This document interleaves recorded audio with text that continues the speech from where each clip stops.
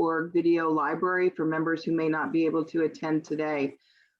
We're delighted that you all have come to what we're doing for the very first time, which is our environmental and cultural speaker series. This is going to be a several months of all Zoom all the time for WAHI, just given the current health environment that we find ourselves in. And I'm delighted that we have several great speakers that have come to share their knowledge and expertise with us over the next couple months. You are on Zoom. Everybody is going to be muted. At the bottom of your screen, you should be seeing a live transcription service. It's closed caption. It's almost simultaneous translation as we go. So if you have some hearing impairment, that's helpful for you. I know I watch a lot of television with closed captions on. I love having that feature to be able to kind of read as we go. So just so that you know that that's down there and running. The chat pod, if you go to your Zoom toolbar, you'll see a little talk cloud. That's your chat pod. You can click on that and have that displayed on your screen. And you can type in any questions that you may have. Alice Schulte, if you want to wave your hand so people can see your lovely face with your name. Alice is going to wave. Hi there. And Alice is going to be our chat pod monitor. So if you've got questions, put them in your chat pod and she'll make sure that Joanne and Amber are able to get to those as well. We are delighted to have a WAHI member chair our program tonight, Joanne Valoris. She's a shipyard member. She is also a master naturalist, a WAHI member for several times, and I'll call her a turtle tracker extraordinaire. And she's also going to help us introduce Amber. So I'm going to turn it over to Joanne and we'll get our program started. Great, thank you. I'd like to give you a little bit of background on Amber, our presentation speaker this afternoon. Many of you probably already know Amber, but there may be some information you don't know about her. Amber did grow up in Bluffton, South Carolina, and is actually a fourth-generation resident in Bluffton. She's a 1997 graduate of the University of Georgia, where she earned her degree in biology. 2 years later, she also became a professional boat captain. Amber worked with the Sea Turtle Patrol on Hilton Head from 1998 through 2001. Relocating to Fort Lauderdale, she studied leatherback, green, and loggerhead sea turtle nesting on Broward County beaches while pursuing a master's degree in marine biology from Nova Southeastern University Oceanographic Center. Amber moved to Maui, so jealous, in 2004 for a career in the diving industry and to study green and hawksbill sea turtles. While there, she completed her master's degree in marine biology and met and married Jeff Kuehn. What a perk. Husband in tow, Amber returned to the Lowcountry in 2006 and has been with the Sea Turtle Patrol of Hilton Head Island for 15 consecutive seasons. She currently manages the program, which is now a 501c3 nonprofit organization. 2020 was her 22nd season working on sea turtle nesting.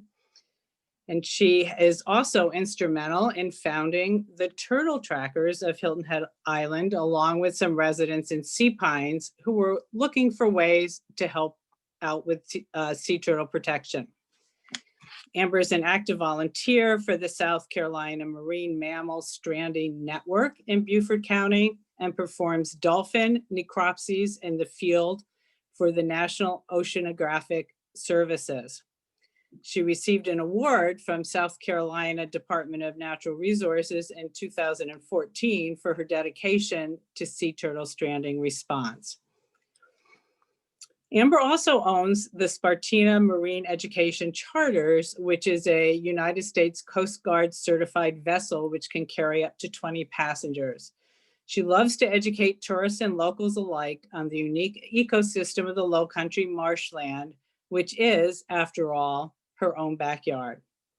One last important tidbit about Amber. She recently welcomed into her home her golden doodle puppy, Ruby, who is now 6 months old, and perhaps we may even hear a little bit of Ruby in the background before the presentation is over. It is with great pleasure that I introduce to you Amber Hester Kuehn. Thank you, Amber. Thanks, Joanne. I am happy to be here. Always happy to talk about turtles. This is an end of the season kind of a report, but also a lot more items of interest that have to do with me and what I do for the mammals and the turtles during the season. So I'm going to share my screen. And then you guys will tell me if you can see it. Looks good.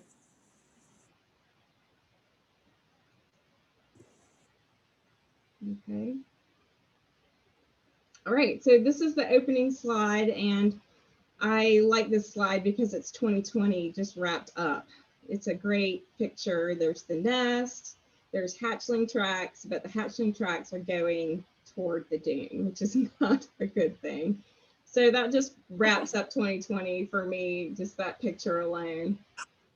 Like Joanne said, this is Sea Turtle Patrol, Hilton Head Island. It's a nonprofit. There's a mission statement there. Sea Turtle Patrol, Hilton Head Island, monitors Hilton Head Island nesting beaches for sea turtle nesting and hatching activity annually, May through October, to promote the existence of these endangered species and to spread awareness of their struggle through public education. So not just on the beach moving nests around, but also working with the public, trying to get them on the same page with us.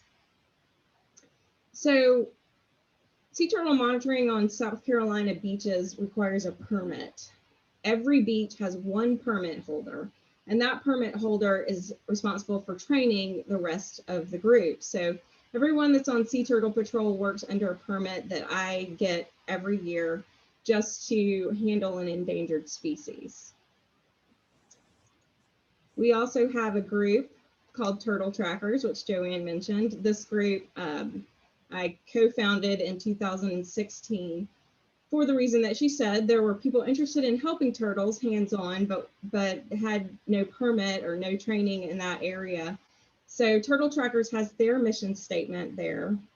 They are focusing on educating the public, protecting sea turtles by doing that, and also being out on the beach, picking up trash and filling holes and making the beach flat for the hatchlings and the nesting females as well. So this group is a huge help for me. They handle all the town council meetings. Then we go there and we used to go there and talk to town council about things that we might need on the beach to make the sea turtles have an easier time.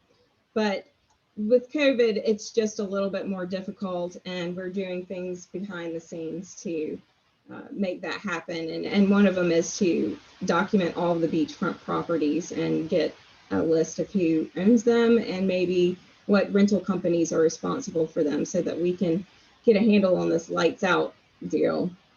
So this is a slide that I added just because we wanted to personalize it a little bit more. We're talking about women here, and these pictures all have one thing in common. They are all on a boat. And the first one and the last one are on the same boat at the same exact spot. So when I was a child, I had a 15-foot Boston whaler, and that's it. I still have it, and that's me recently. So the boats that I drove in Florida and in Hawaii were much bigger, and they were all about tourism. And the bridge that you might not recognize connects home to home. So Maui, Fort Lauderdale, they were a bridge that connected home to home. So I started in Bluffton and I'm ending in Bluffton, and that is the bridge to Hilton Head, the one that I grew up with.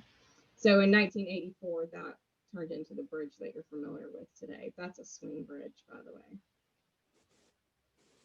So in addition to working with sea turtles and nesting, I do a lot of recovery of dead things. And you have to have a certain mindset when you're doing this. The information that you get from the deceased animals is just as important as, monitoring for the live animals. So we want to know how these marine mammals die, and they're protected by the Marine Mammal Protection Act. So it's a federal requirement that we find out what's going on in their population. And when I do a necropsy, I take their organs, I take their head, I take several pictures and measurements, and I freeze all of that and send that to Charleston, where they're going to further look into that. Now, occasionally I do get to have a live sea turtle that goes to Charleston to the aquarium, and that's always great. This year on Hilton Head, we had 27 sea turtles stranded, and they were all deceased. So we didn't get to go to Charleston this year. Actually, there was one, but in transit, it didn't quite make it. So Hilton Head has the highest stranding numbers in the state, and I think that has to do with the fact that we're so far south. And as far as the dolphins go, I had 7 dolphins. I did not have a pygmy sperm whale or a pilot whale this year. All of them were dolphins. So I just wanted to mention that. It's a lot of work. This fund that I started at the Community Foundation of the Low Country is Spartina Dolphin and Sea Turtle Stranding Response Fund. And that is also associated with our Sea Turtle Patrol Hilton Head Island. We raise money. We have basically the same mission. This is a very familiar slide. This is what we do. We look every day, May through the end of the nesting season, for these tracks, that body pit, and where the red circle is, I can tell you that's where the eggs are. So I'm so familiar with doing this. And then of course, after about 60 days, they hatch, and that's the open hole that you see there. And many times we move the nest just to get it above that high tide mark.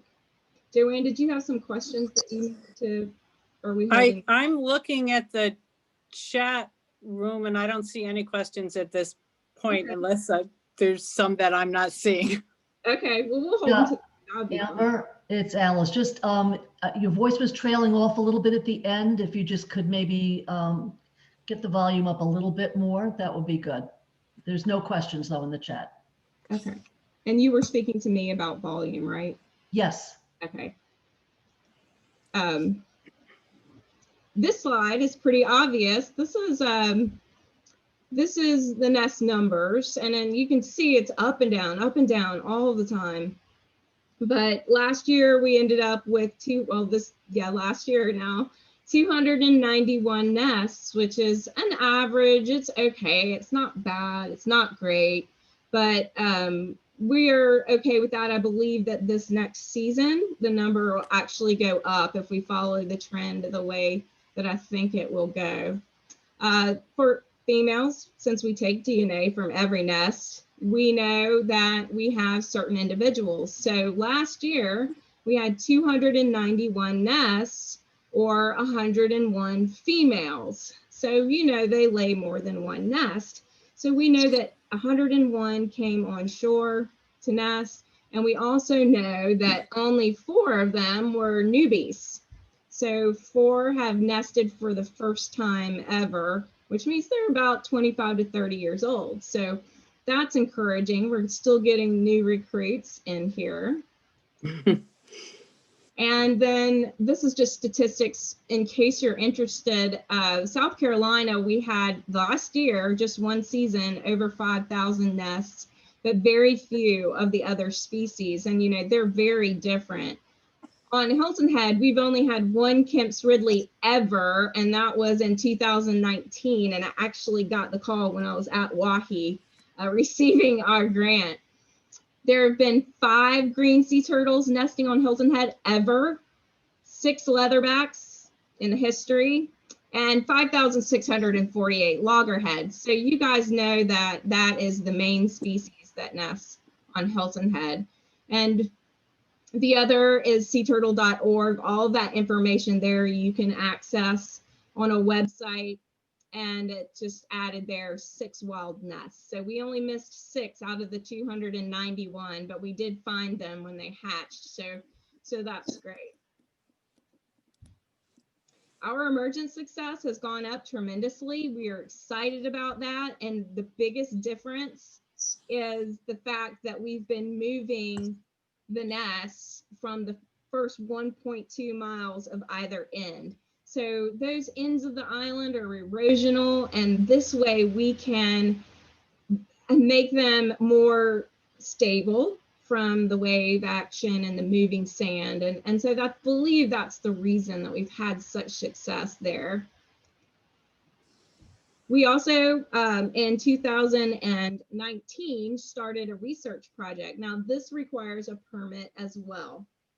And all of this is just extra work that I sign myself up for constantly. I just, I have to feed that need to research and to feed my scientific realm, because as most of you know, my money that pays the rent is from my boat tour. So this is an extra thing. It's a 3-year study. We raised money for these temperature probes, and we're measuring the temperature of incubation inside the nests. And if you don't know, that is crucial in the second third of incubation, because it will tell us if the sea turtle is going to be a male or a female. So last year, well, if I say last year, I guess I'm referring to 2020, but in the first year of the study, 2019, we finally put together all of this data. And in that critical period that I was speaking of, that is the determination between male and female, we found that the sand on the natural beach, which is a section of Hilton Head that's never been renourished, there is one, it's about a mile long, that's not very big, but that natural sand is the hottest incubator. And the second hottest incubation in that period of time is on the north end, and that sand is very grainy, it's coarse, and it's renourished sand from the Bay Point Barrow Pit. And on the south end, you have renourished sand from the Barrett Shoals Barrow Pit. So these are offshore benthic areas where we pump that sand up and back onto the beach. And the north and the south end are going to have different grain sizes because they come from different areas. So we're seeing that they're all above 84.2 degrees, which is the pivotal temperature, which tells us above that is going to be female, incubating below that will be male. So of the nests that came back measured, it looks like we're producing all, if not, mostly females.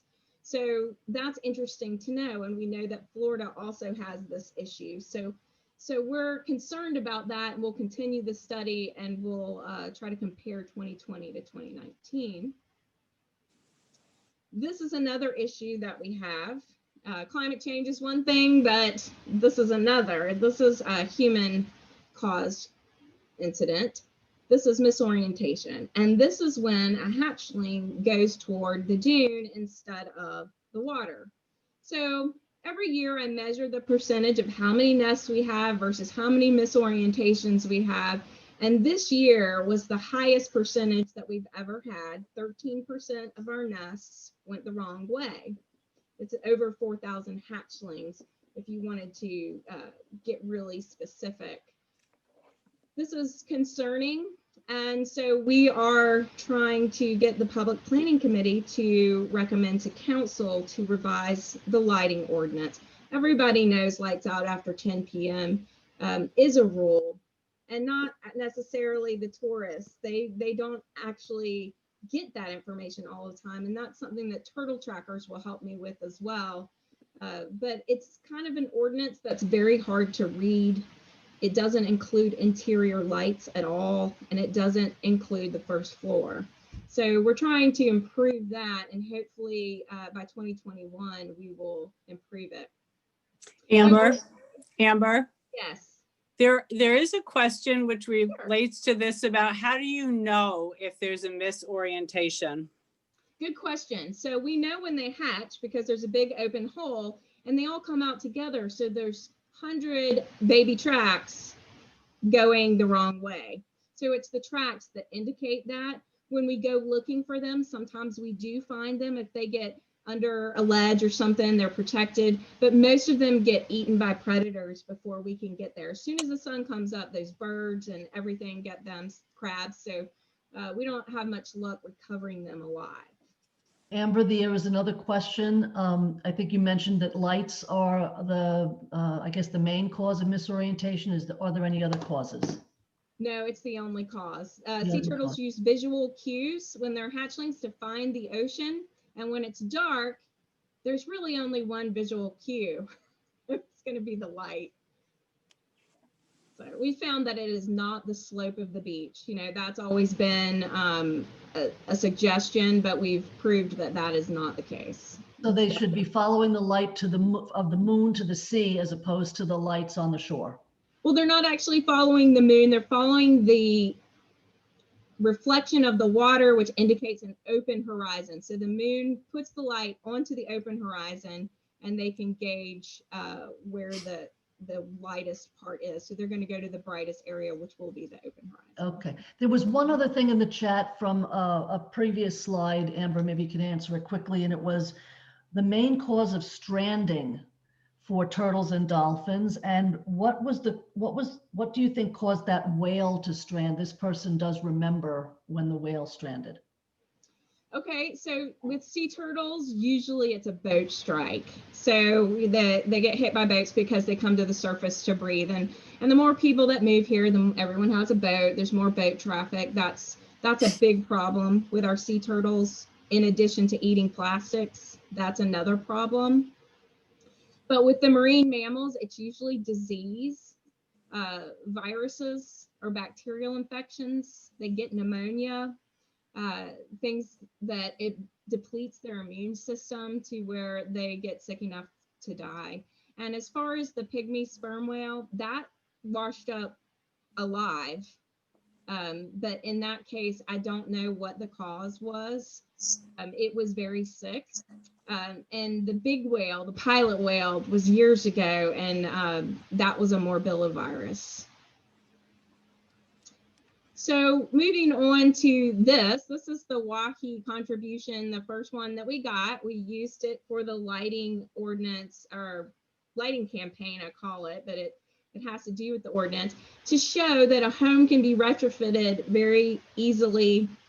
In this case, we replaced all of the 8 exterior lights on this house, and they're all downward facing where I can stick a shield up in there, and the shield can come out in the 6 months out of the year after October, where it's not sea turtle nesting season and hatching season. I also changed the bulb to that wavelength that is not very attractive to hatchlings. And then understory, we replaced the tube fluorescent lights with recessed LED lights with timers and dimmers. So the house is in Forest Beach, and I had a nest right in front of it this year, and it was no problem. So this was a great contribution so that we could get this done and prove to everybody that it's not that big of a deal to adjust.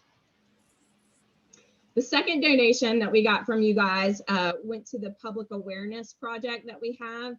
The second Myrtle sculpture is the one on the right. It's the one with the hatchlings going toward the moon, and the fins are the dark night. The head is the moon. So the hatchlings are going toward that open horizon and following that lit by the moon reflection on the water. So that is the best one. And we have another one coming. The first one is going to the Sandbox Children's Museum over there in the Celebration Park that just opened.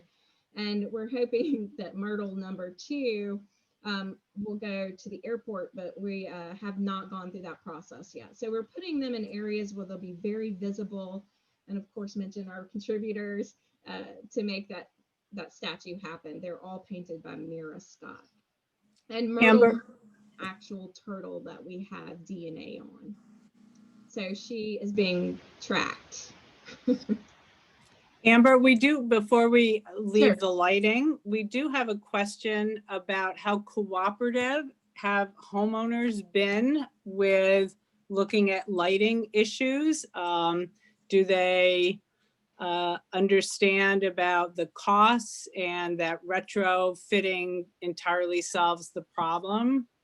Or does the retrofitting solve the problem? And do they understand the costs and what's involved?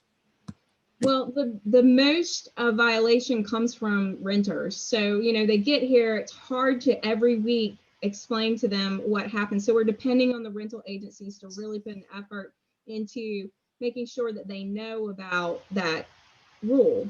Because it only takes one night to ruin the whole nest. So as far as the residents go, most residents, Sea Pines, I hardly ever have anything going on in there. Forest Beach is a lot of rental properties on the beach, and Palmetto Dunes is becoming that way. So we have a lot of issues in there.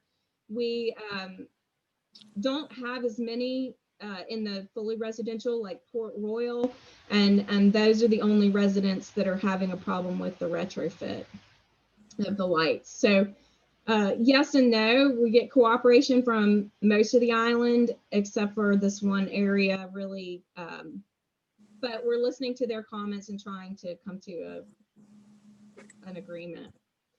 Public Planning Committee is January the 21st, and that's when we'll discuss that again. So the town has been really great with listening to turtle trackers and turtle patrol, and in November of 2019 they passed an ordinance that states two things. If you leave personal property on the beach after sunset, that's chairs, towels, tents, it gets removed because that's considered litter.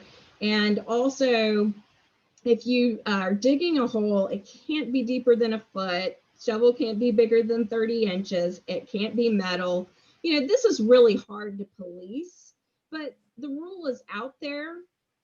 It did help to have a sign that says, you know, and then I was on the beach last summer telling people about the new rule, trying to get them to comply. But these are the holes, as you see there, that really prompted that ordinance. They were a little bit ridiculous. And because somebody could fall in and break their leg, that's really the reason these got passed. But if a hatchling falls in, it's not going to get out of the hole. So that was my concern. And that's what I pushed for, is protecting the turtles in that way. Now, during the summer when I was out there, I was not too happy when I came across a hole like this, and I could not leave it. I really tried to fill in all of the holes on the beach, which is impossible. But when people would see me doing it, they would feel sorry for me. So there is some hope for the population out there. And this is an example of them helping me to fill that hole. Things that happened on the beach that were not cool this year. A lot of trash. And when the trash can is full, you just put your trash on the ground next to the trash can. I don't think so. And some of those trash bags are from the condos. I guess there's no arrangement for trash, so they bring it to the beach to put it in the trash can.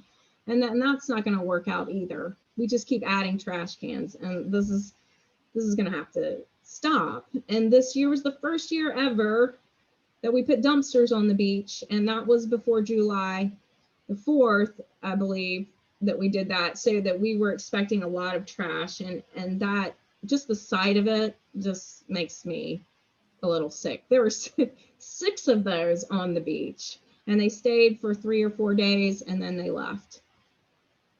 We also had a fire in the dunes. I just happened to be driving by picking up personal property, not for Turtle Patrol. This is a separate business on the side for me. So I've never seen that before. I've never seen a dune catch on fire so quick from a firework, and it almost burnt down the walkway. This is Beach and Tennis. This is over around beach marker 104. So that was disturbing. So things happened on the beach this year that made me a little concerned. This was a typical night for me, filling the trailer.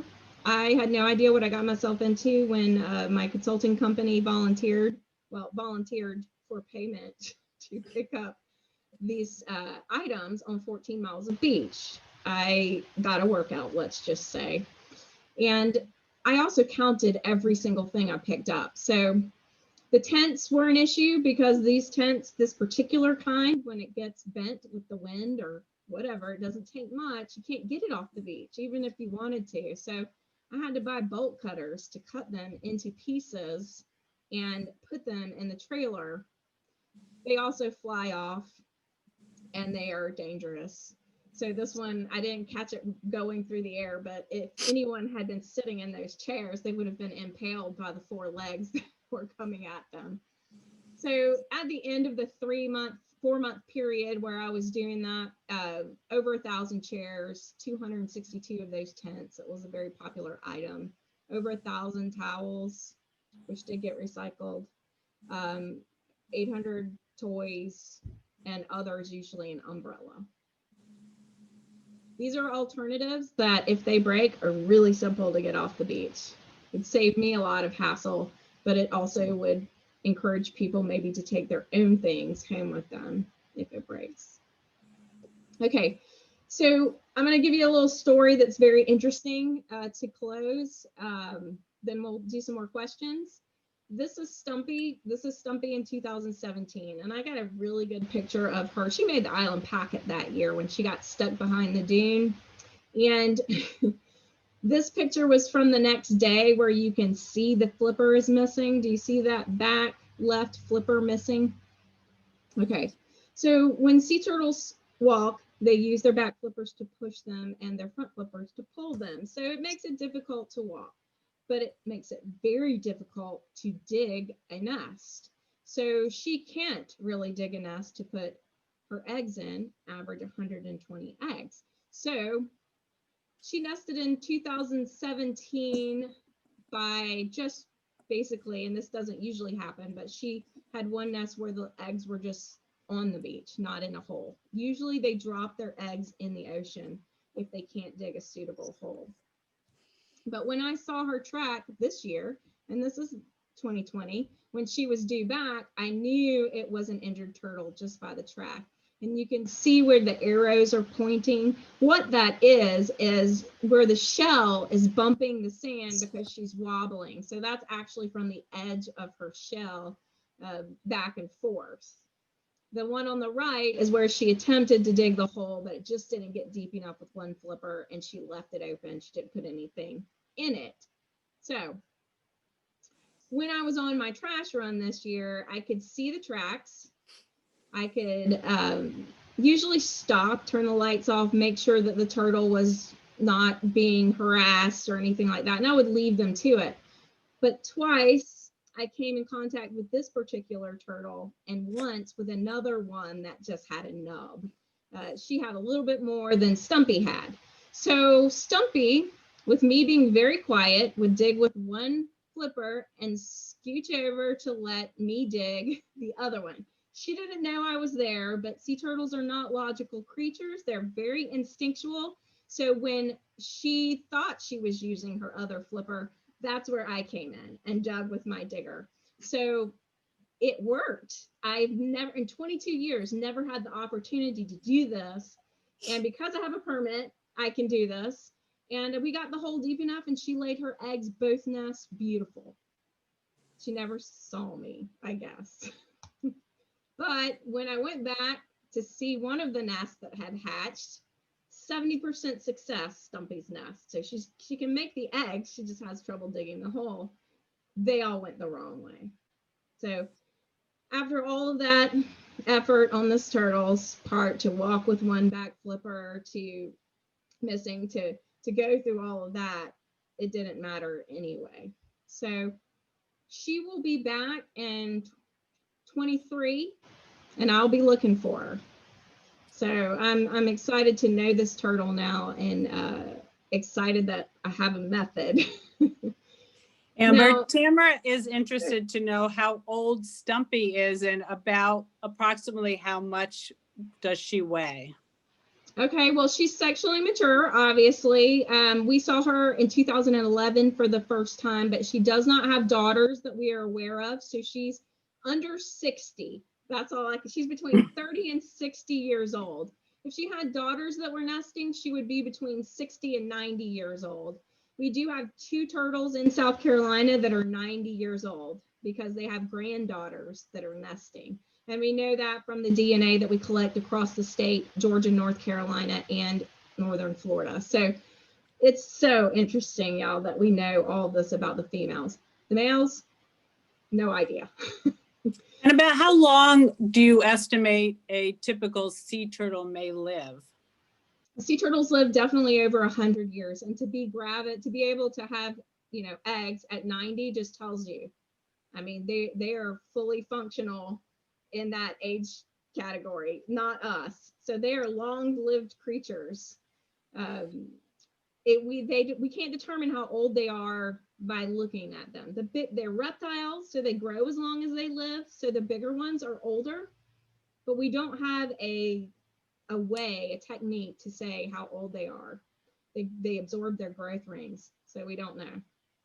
And Sharon Duncan is interested to know how you're sure that Stumpy may be back in 2023. Good question. So they nest every they take a 2-year break. So every 3rd year.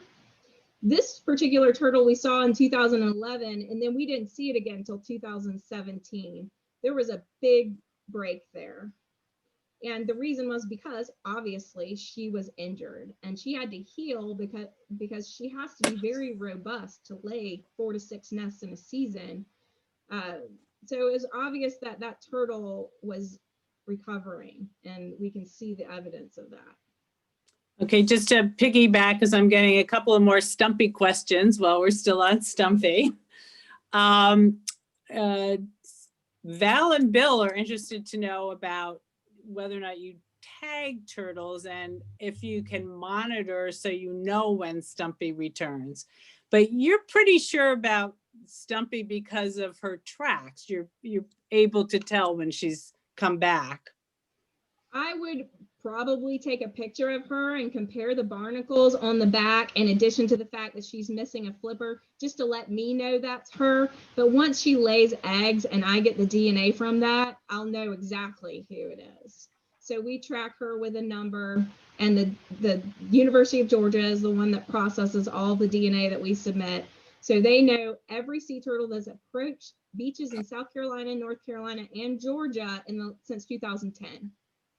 So we'll know when she came, but for my purposes, knowing right at that moment, I should recognize those little features that she has, but I can compare to the pictures that I do have. Right, and just to be clear, we are not tagging any of the sea turtles. No external tags. We're not allowed to do that in South Carolina without a special permit. Okay, and somebody wants to know, Susie wants to know, where do the turtles go between their nesting seasons? They go home. Which is where? Yeah, so after they leave us, when they're hatchlings, they go across the Atlantic Ocean to the Azores. It takes them about a year to get there. They grow up there, they forage, and they're about 10 to 15 years old. They hop the Atlantic Gyre and come right across again, and they'll come back to the Eastern Seaboard, and they'll decide where on the Eastern Seaboard they would like to live. It might be a food source they like. You know, the current dropped them off there. We really don't know, but we know that when they become sexually mature and it's time to nest, then they're going to go back to the same beach they were born on. And the same beach for our area is Georgia, South Carolina, and North Carolina all together is the same beach. So we'll have turtles that will put eggs on Georgia's beaches, South Carolina beaches, and North Carolina beaches all in the same summer. So that's the same beach. It used to be, Hilton Head only. Some turtles do choose to put all of their nests on Hilton Head, but not all of them. Okay. So some of them go north and some go south. Okay. I'm aware of time, and I do know you have a few more slides, so let's get back to those and then. That's it. Okay. I just wanted to let you guys know that October 9th was the last hatch this season. We did not get our ATAX money to rent the space for our free turtle talks this summer, but we are still going to try to do that. Spartina Marine Education Charters is the reason that I'm able to go on the beach as much as I do and handle anything that's nesting, hatching, or dead. And all of this information is my passion to help the species make it past my generation. And we are really working hard. The turtle trackers assist me with that. And if you are interested in getting involved, Turtle Trackers is the starting point for that. My charters run March through November. And the boat is a 20 passenger vessel. It's a 2-hour tour where you learn about pluff mud, why the water is green, what's the role of marsh grass, how do you tell the difference between a male and a female crab, what's their purpose in the natural environment. So there's a lot to learn. If you live here, these are things that you should definitely know, and I would love to take you out on one of those tours. Some of you have been. I took a Wahi group. And one of the things that WAHI will be looking to do, possibly in the fall, is set up a WAHI, 1 or 2 WAHI sessions to go out with Amber on the Spartina. And if you've not done it, I highly recommend it. I've done it how many times, Amber? I have people go out a lot I and know. they say they learn something new every time. That's right. I have never had a session with Amber where I didn't learn at least one thing new. So probably in the spring, there'll be an e-blast going out to WAHI. We'll take a look at how many people will be interested and try and get something set up, possibly for the fall. Hopefully by then, Amber will be able to do a full passenger boat of 20 people. If not, we can maybe do several, with a smaller number of people. But that's Awesome. great. Amber, I want to thank you very much for spending your time here with WAHI. And I'm glad that you were also able to show WAHI some of the wonderful ways you have used grant money from the organization. The lighting obviously is near and dear to many of us. And for those who are interested, on January 21st at 3 p.m., the planning committee of the Hilton Head Island Town Council will be talking again about the lighting ordinance, and they do it via Zoom. So feel free to log on to that and see. Amber will be speaking, I'm sure, at that meeting. So thank you very much, Amber. Yes, it's on their Facebook Live. So if you go to Facebook, Town of Hilton Head, that meeting will be live. That's awesome. Great. Thank you so much, Amber, and thank you, Joanne. At the beginning of this year with our board and council, we had made the decision to recognize 3 nonprofits right at the front end with the WAHI Charitable Fund grants. And I'm proud to share that Sea Turtle Patrol will be receiving a 2021 grant at our February luncheon once again. And so we're excited to be able to partner with Amber and just support all of the incredible work that she's doing in our environment and with our community to make things happen. So thank you so much, Amber. Thank you. Joanne, thanks for helping organize boat charters for Spartina. And we look forward to having everybody, socially distanced or full boats, whatever it should be this fall. We're just excited to get out and be with other people and do that again.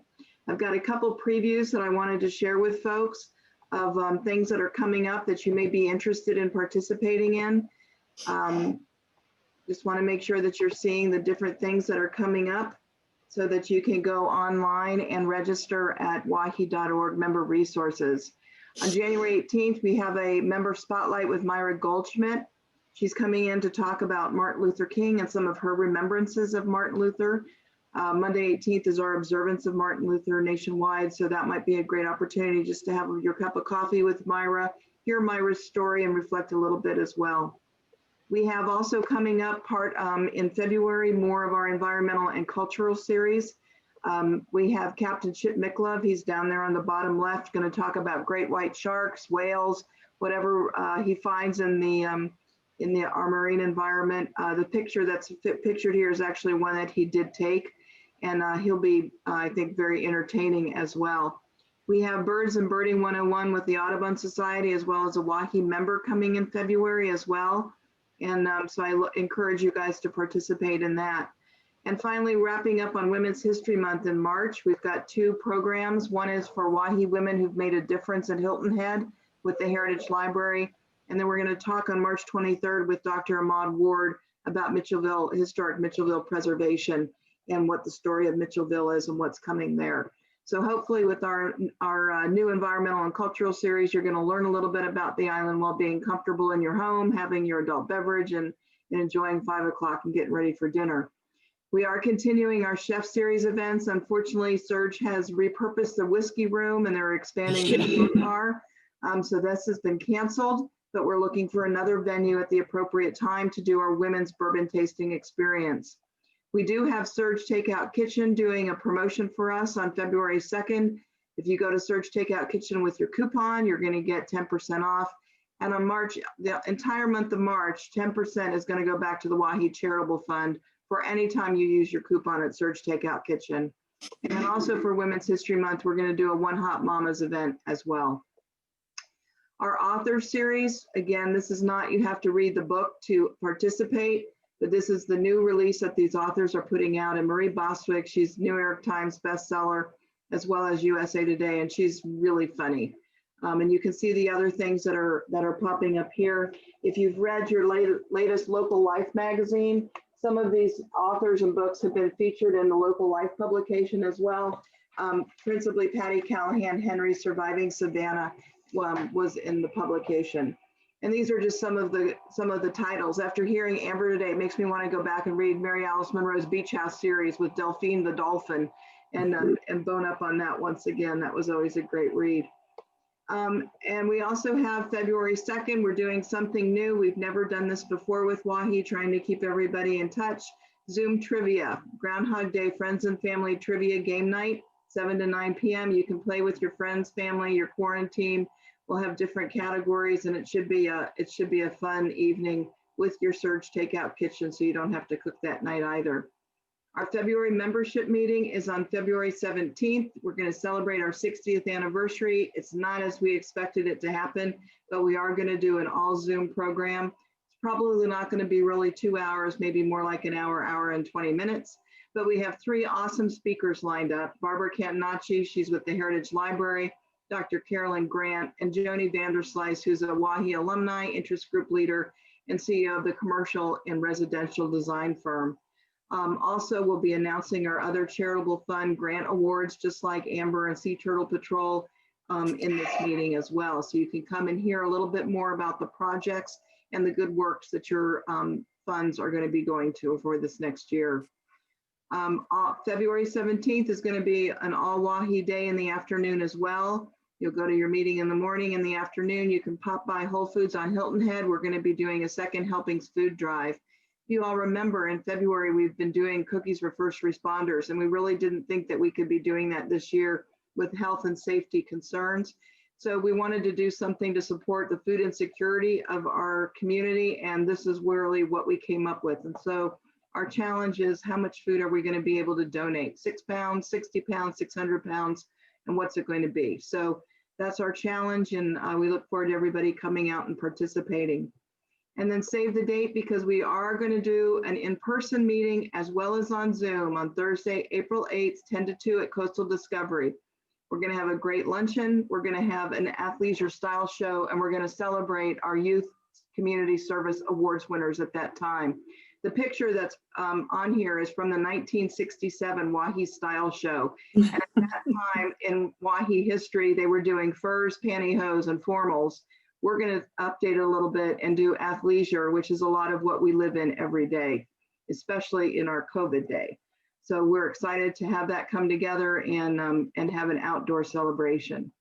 Finally, it's time to volunteer for Wahi. We are 100% volunteer led and run, and we really need help in communication roles right now. If you have any ability to write, you love to use technology, you're a good poster on Facebook, get in touch with me, and we can get you right to work. We also are always looking for community ambassadors and program and event planners. Betty Hambleton on our call today, she's our president-elect for next year, and she's currently working on filling our board and council positions for next year, as well as getting folks excited to be on different committees like programs committee or decorations or those type of things. So now's the time, raise your hand, get involved. It's a lot of fun, and you're going to meet great women along the way and do good work. Thank you, thank you, thank you to Amber, to Joanne, to Alice, and all of our members for showing up today. We really appreciate you, and hope that you've had an enjoyable time this afternoon at our speakers.